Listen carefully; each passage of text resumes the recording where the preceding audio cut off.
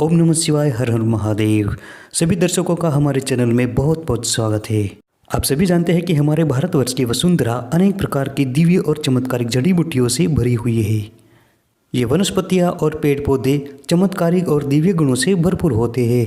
प्रसिद्ध तंत्र ग्रंथ काकचंडीश्वरी तंत्र ग्रंथ में ऐसी 64 प्रकार की दिव्य औषधियों का वर्णन किया गया है, जो अलौकिक और दिव्य चमत्कारिक शक्तियों से भरपूर होती है। अगर आपने इसे जान लिया तो मान लीजिए कि कभी भी जीवन में असफल नहीं होंगे, हर बीमारियां दूर होगी और स्वस्थ जीवन निर्वाह कर पाओगे। दर्शक मित्रों, ऐसे ही ज्ञानवर्धक वीडियो देखने के लिए अभी हमारे चैनल को सब्सक्राइब कर लीजिए, साथ में बेल घंटा दबा लीजिए और वीडियो को ज़्यादा से ज़्यादा शेयर करें और लाइक करें और कमेंट्स में हर हर महादेव जरूर लिखें।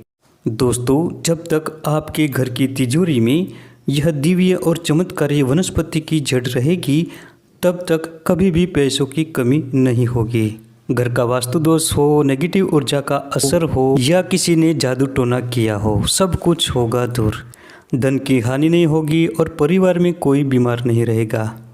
दोस्तों, यह एक ऐसी चमत्कारिक बूटी की जड़ है जो आप सभी लोग जानते हैं, आप सभी ने देखा है, लेकिन कभी भी इसका प्रयोग करके नहीं देखा, आजमाया नहीं है, इसका उपयोग आपने कभी भी नहीं किया।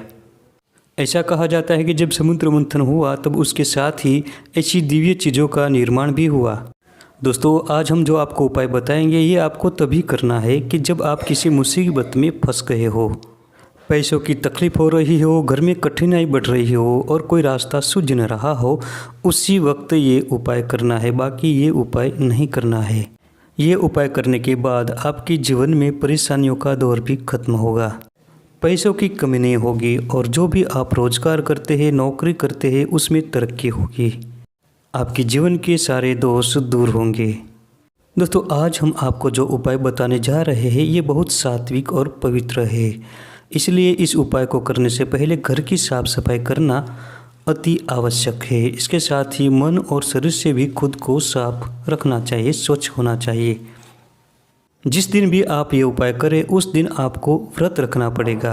पूरी श्रद्धा के साथ निर्जला उपवास करें। अगर आप निर्जला उपवास न कर सके तो उस दिन कुछ भी खाना नहीं है। व्रत रखने से पहले अगले दिन भी आपको सात्विक भोजन ही करना पड़ेगा।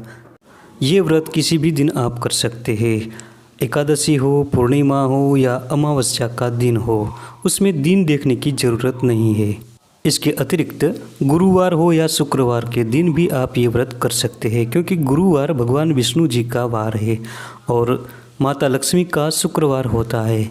जिस दिन भी आप ये व्रत को करें उस दिन सुबह उठें और नहाने वाले पानी में थोड़ा गंगा जल डाल दें।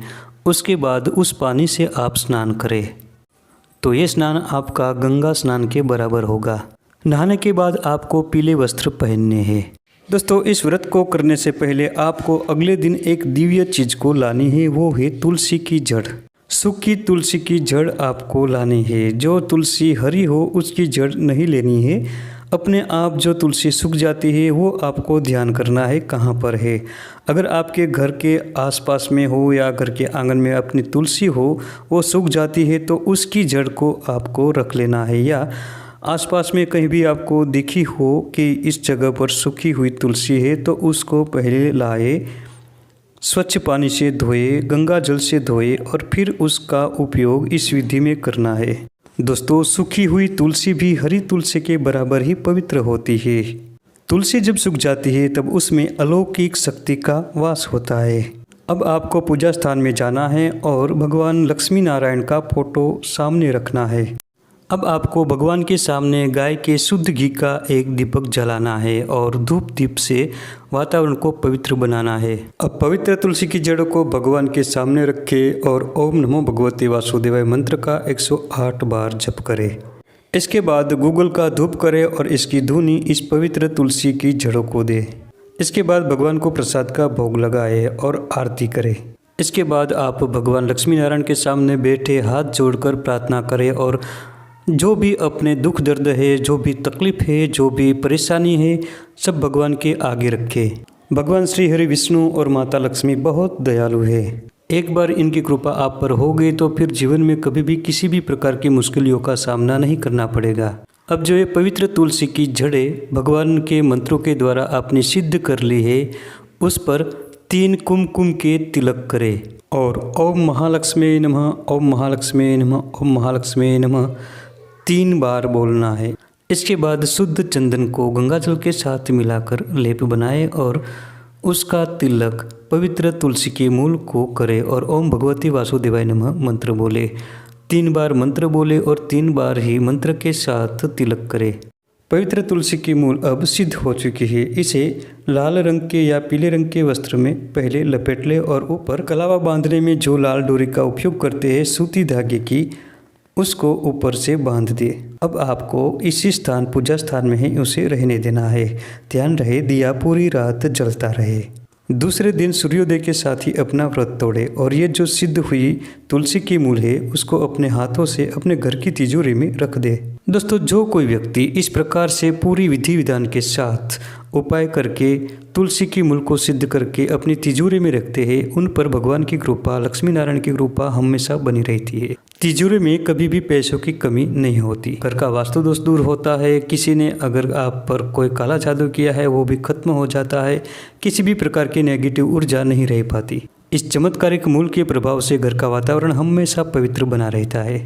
जिन लोगों को बहुत मेहनत करने के बाद भी पैसों की कमी बनी रहती हो, ऐसे लोगों को ये उपाय जरूर करना चाहिए। दोस्तों, तुलसी भगवान को अति प्रिय है।